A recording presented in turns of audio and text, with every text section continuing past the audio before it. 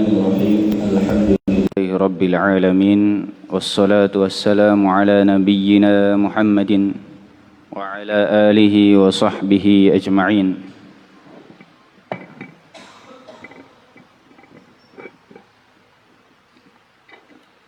ولا حول ولا قوة إلا بالله العلي العظيم. باب الأمر بالمعروف والنهي عن المنكر. Melanjutkan dari kitab Riyadhis Shalihin pada bab amar ma'ruf dan nahi munkar. Qala Allah Ta'ala berfirman, A'udzu billahi minasyaitonir rajim, wal takum minkum ummatun yad'una ilal khairi wa ya'muruna bil ma'ruf wa yanhauna 'anil munkar wa ulaika humul muflihun. Dan hendaknya ada segolongan umat dari kalian yang mengajak kepada kebaikan dan memerintahkan kepada yang ma'ruf dan mencegah dari yang mungkar, dan mereka itulah orang-orang yang beruntung. Allah Ta'ala juga berfirman, kuntum khaira ummatin ukhrijat linnasi ta'muruna bil ma'rufi wa tanhauna 'anil munkar. Kemudian Allah Ta'ala juga berfirman, khudhil afwa wa'mur bil 'urfi wa'rid 'anil jahilin.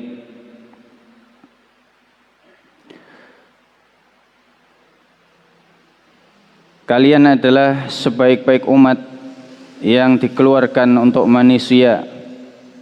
Kalian memerintahkan kepada yang ma'ruf dan mencegah dari yang mungkar.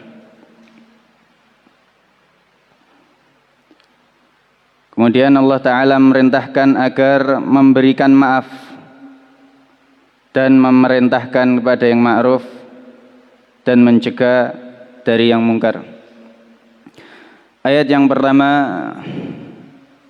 dijelaskan oleh Syekh Muhammad bin Shalih Al-Utsaimin bahwasanya sebelum seorang itu amar ma'ruf nahi munkar,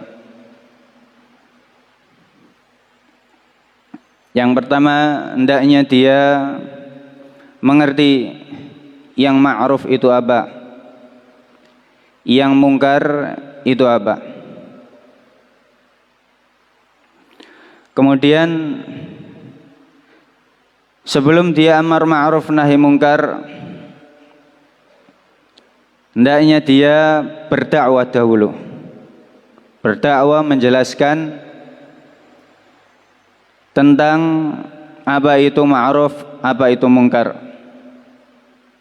Yang ma'ruf adalah apa yang diperintahkan dalam syariat Islam dari berbagai ibadah hati, kebaikan-kebaikan hati, maupun ibadah badan yang dilakukan oleh badan, maupun ibadah lisan yang dilakukan oleh lisan atau ucapan. Maka yang pertama adalah memperkenalkan kepada umat tentang mana yang baik, mana yang buruk. Kemudian baru setelah itu ketika ada penyelewengan, ada kesalahan, maka seorang melakukan amar ma'ruf nahi munkar.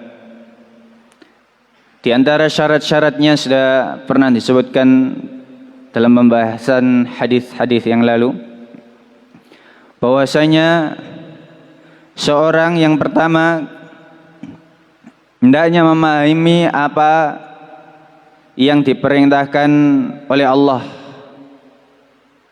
dan Rasul-Nya, mana yang baik menurut pandangan syariat Islam,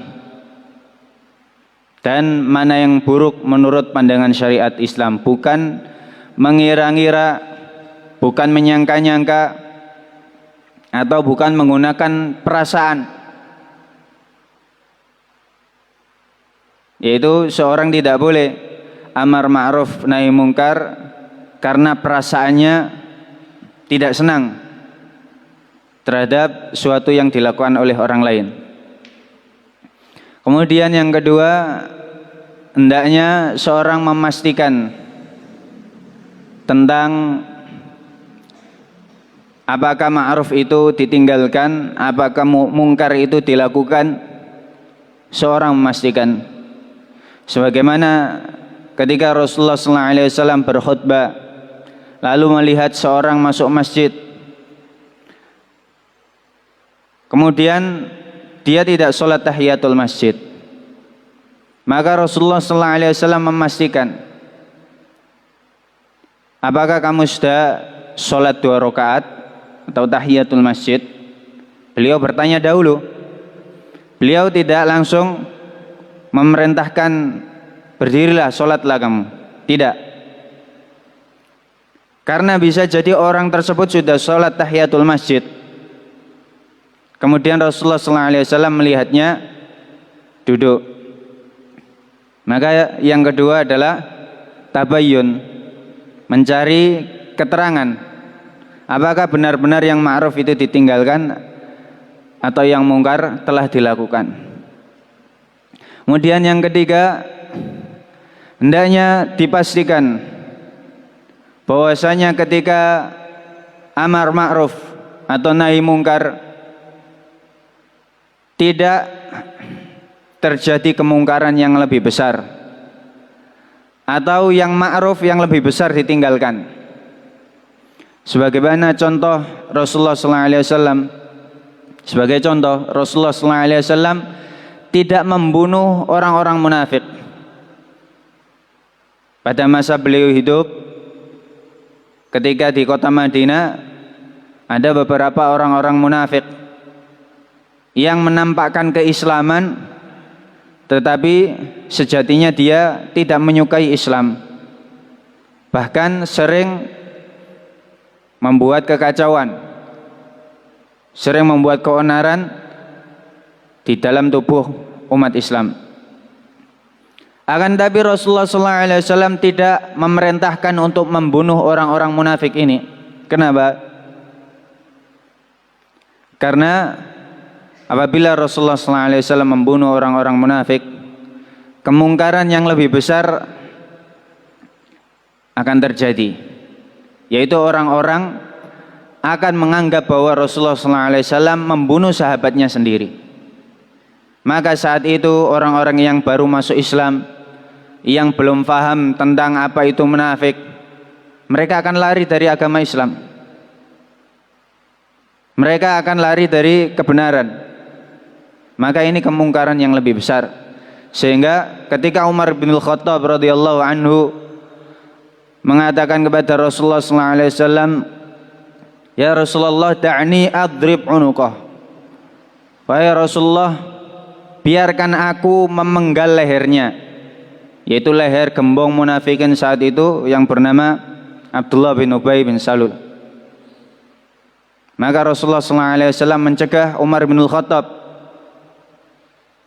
supaya nanti orang-orang yang belum mengenal Islam secara mendalam, yang baru masuk Islam, tidak lari dari agama Islam. Begitu juga diantara contohnya adalah larangan Rasulullah SAW kepada kita agar kita tidak memberontak para penguasa. Selama mereka para penguasa masih mendirikan sholat, Rasulullah SAW melarang kita untuk memberontak mereka. Ketika para penguasa itu zalim, Rasulullah SAW berwasiat kepada para sahabat, apabila ada penguasa yang zalim, maka bersabarlah kalian. Iya, penguasa yang zalim itu kemungkaran yang harus dihilangkan. Tapi apabila kemungkaran itu dicegah lalu terjadi kemungkaran yang lebih besar, maka ini tidak dilakukan. Karena ketika rakyat memberontak kepada pemimpinnya, justru akan terjadi kekacauan yang lebih besar. Dan itu sudah terjadi dari masa ke masa, dari zaman dahulu sampai zaman modern sekarang banyak sekali. Akhirnya ya, di suatu negeri keamanan tidak ada, keamanan tidak terjamin, kemudian saling membenci antar rakyatnya, saling perang saudara, bahkan ya negara-negara kafir yang lain menginvasi negara tersebut karena sudah lama tidak punya pemimpin. Dan banyak lagi contohnya. Di antara contohnya adalah Allah melarang kita mencela Tuhan-Tuhan orang-orang musyrikin apabila mereka justru mencela Allah, menghinakan Allah dan lain sebagainya. Maka itu adalah hal-hal yang perlu diperhatikan. Yang pertama, kita benar-benar memahami mana yang ma'ruf, mana yang mungkar. Tentunya ini dengan thalabul ilmi, dengan belajar menuntut ilmu.